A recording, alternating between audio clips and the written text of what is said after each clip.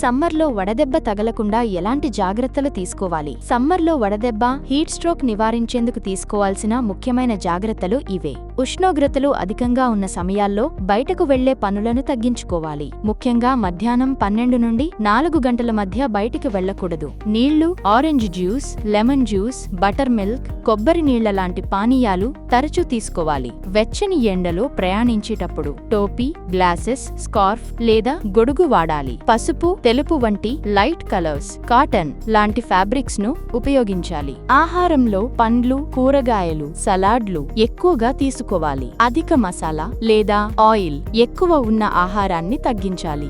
AC నుంచి sudden గా బయటకు వెళ్లే సమయాల్లో కొన్ని జాగ్రత్తలు పాటించాలి. సమయానికి నిద్రపోవడం, శరీరానికి విశ్రాంతినివ్వడం కూడా ముఖ్యమే. అన్నిటికంటే ముఖ్యమైనది హైడ్రేట్ గా ఉండటం చాలా అవసరం.